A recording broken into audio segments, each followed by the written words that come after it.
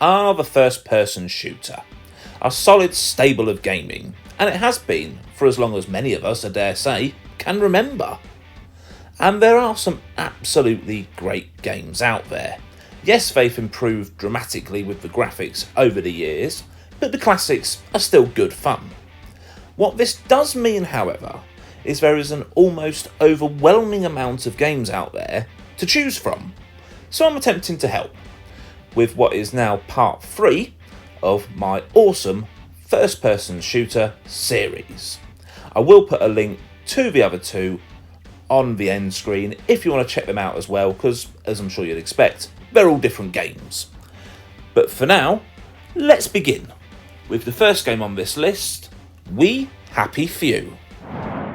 I was first drawn to this game, if I'm honest, because it's set in England, where I'm from, as you can probably tell by my accent. And I've got to say, whilst I discovered something very good, it was also very, very unique. Dare I say, slightly strange. It plunges you into a world in the rural British countryside, and without saying any spoilers here, it's fascinating how strange they've managed to make this. The population of the British town where this game is set is on some sort of drug called joy, which suppresses all negative memories and puts you in a permanent state of zombified happiness.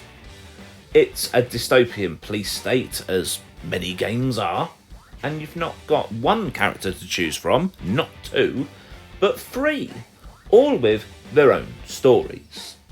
This gives you elements of stealth, in fact quite a lot of elements of stealth, some light survival mechanics, and of course first-person combat, be it shooting or melee. However, I would say, make that a last resort if you can. You'll know if you play the game. And it varies with individual skills, with each individual character. If you think you've seen it all and you want something truly unique and different to play, to prove that there are games out there of the like you haven't come across yet, give this a go. It's nice and cheap to pick up, and I had an absolute blast playing it. Next up we have Medal of Honor Warfighter. This once go-to war shooter franchise was competing very heavily against Call of Duty for the number 1 spot, but has sadly faded off into obscurity now. In other words, it lost. This is a 2012 entry and the last proper entry in the series. It's trapped physically on the 7th gen. I dare say you can play it digitally on more modern hardware if you so wish. The only other entry since this was a 2020 VR version, but not a lot of people played it, honestly. I only heard about it when I was making this list, looking this game up. Now, obviously the multiplayer has long gone, the servers are no longer active, but that doesn't take away from what is a very enjoyable campaign. A bit like the Call of Duty games, it's not that lengthy, 5 to 6 hours, maybe 7 at an absolute push, but it takes you to some brilliant locations. It has an absolute masterclass in the modern first-person military shooter, and it's just tremendous fun. It is such a shame that this franchise is no longer with us, because if this game's anything to go by, it still could have competed, or at least in my humble opinion.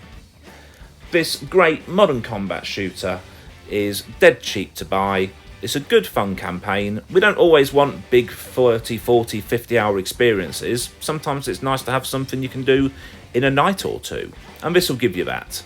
And again, it's nice and cheap to pick up, so I think it's well worth your time.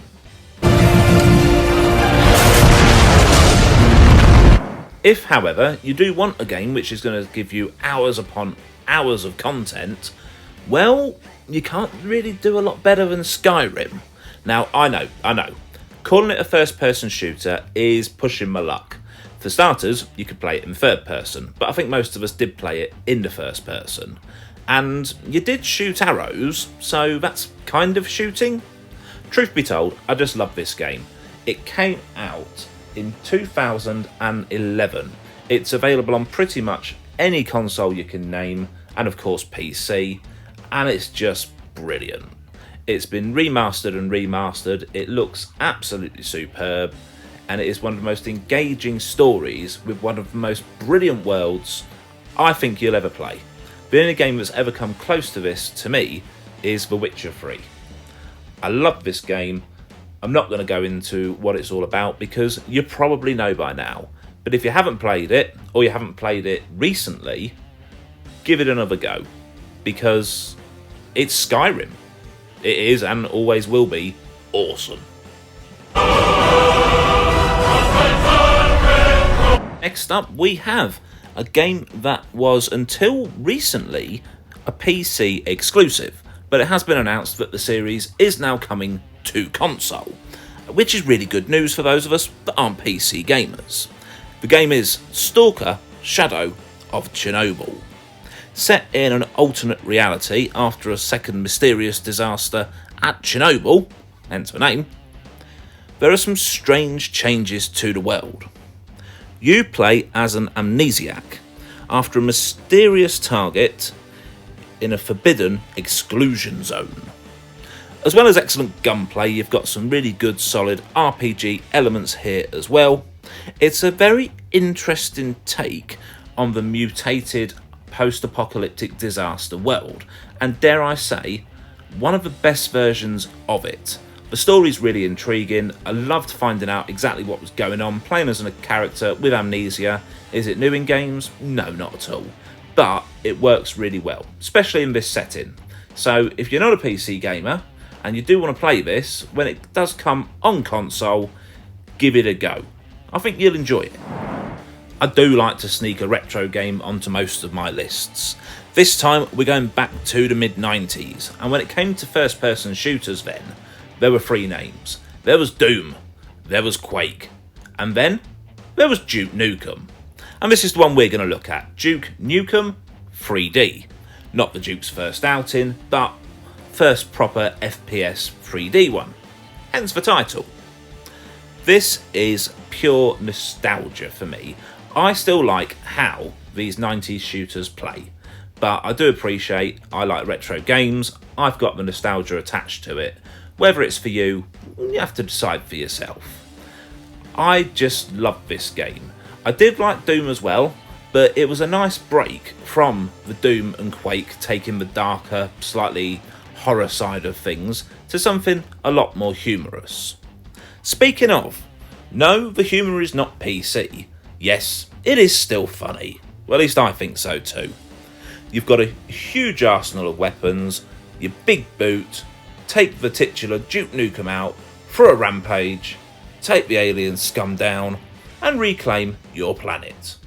This game has been brought to many modern consoles, including the Nintendo Switch. There really is no reason not to play it. They've made it accessible. Go and have fun. So help me do. From the retro to something a lot more modern. Only a year or two old actually. Dead Island 2. Now, I actually really liked the first entry in the series, and I did play one of the two spin-offs as well. I think they were DLC or whatever you want to call them. This is a better game in many, many ways.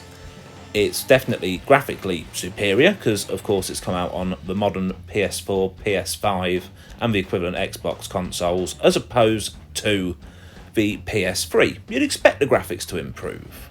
It is a bit more linear. I definitely found the first game a lot more open world, but I don't mind that. I actually quite like a bit more of a linear game.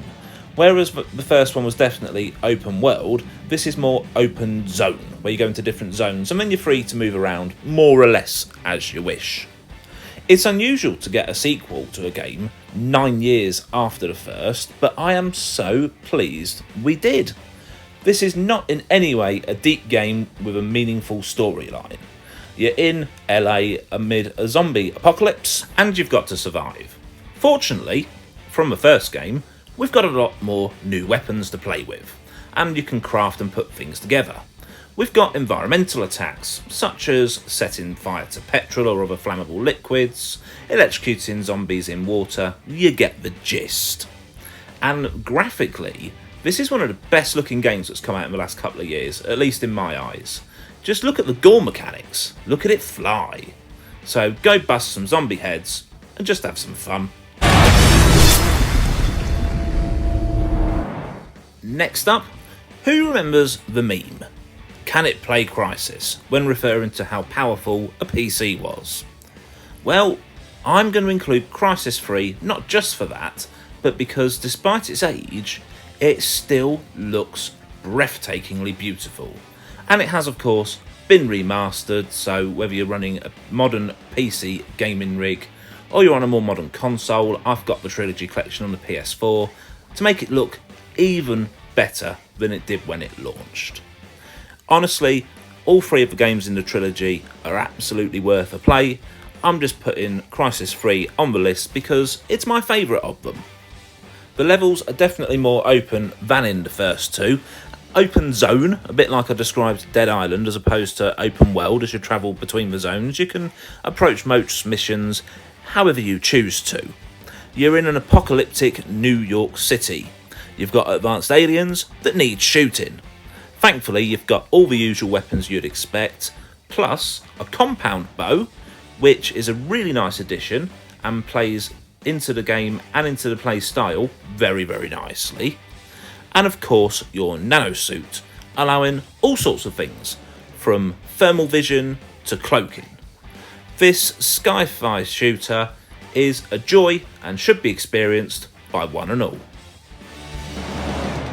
Let's have a look at a long-running series that's got a lot of love. I'm talking Fallout. The game I'm putting on the list is Fallout 4. It's my favourite in the series, just about, but the majority of them are definitely worth a play. This particular one takes us to Boston, post the nuclear apocalypse. Well, Boston and the surrounding areas. It's set 10 years after Fallout 3, and it's the first fully voiced protagonist in the series. It has got the usual Bethesda quirks. If you've not played a Bethesda game before, don't let that put you off. You'll see them when you're playing, but there's nothing wrong with it. It's just the style of the studio, let's put it that way. You've got an exceptionally deep world, some fantastic characters, fully flushed out in backstories.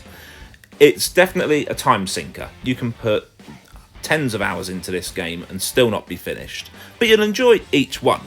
There's a very good reason Bethesda is famous for its world building, and this one is an absolute triumph. If you like first-person shooters with RPG mechanics, you're going to struggle to do better. I highly recommend it. Let me know what you think in the comments. I want the truth, McDonough.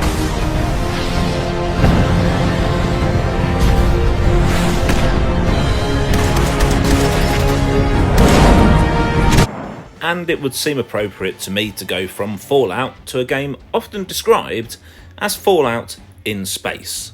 I'm talking the Outer Worlds. Now, this is a game I'm actually very fond of. It's definitely very quirky. They've gone absolutely nuts with the idea of, right, we're in space, we can do what we want here. But it just works so very, very well. I love the characters. They really make this game stand out for me. You get companions that you can take along on your adventures with you, and they do genuinely help along the way. Sometimes are integral, actually. You've got space-age tech plus some steampunk elements.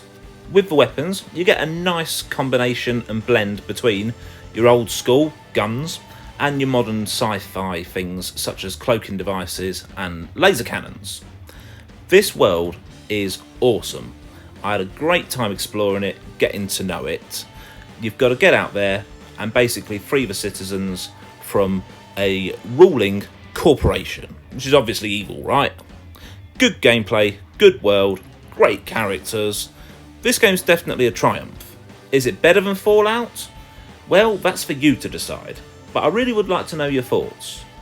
I'm on the fence, but you know what? It could just about be the winner to me. Just make sure whichever version you get, it's not the Nintendo Switch version, because that one runs like arse, but the rest of them run sweet.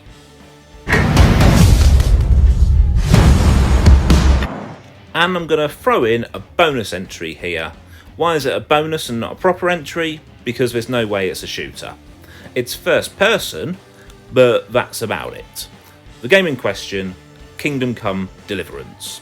I only recently started playing this. I've put about 10 to 12 hours into it, and I'm having an absolute great time.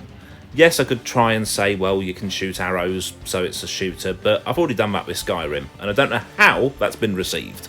So let's just go with a bonus entry. This could be one of the most historically accurate games out there, because accuracy is exactly what the focus has gone on this game. You're set in medieval England, and there are no dragons, no swords and sorcery, but don't run away with the idea it's boring because of that, because I promise you, it's not. This is a very, very deep RPG. You're set in the year 1403. You start as a lowly apprentice on a simple revenge mission, but as the tale unfolds, you end up caught up in trying to save the entire kingdom. It looks absolutely amazing. I love the historical accuracy. In fact, I find myself geeking out over it a little bit. And I had an absolute blast playing this so far. I'm definitely going to put some more hours into it, probably tonight after I finish editing this. This game's gone under the radar a little bit, and I don't think it should have. I think it's absolutely brilliant. If you want a historical RPG with some realism in it, I don't know if you'll do much better at the moment. Let me know if you've played this, let me know your thoughts on this game and on any others I've featured on this list. If I've done things correctly, you should now be looking at the links for the other 2 entries on the list I've done already, if you want to check them out, of course. And until next time, I'll see you soon. Thanks for watching.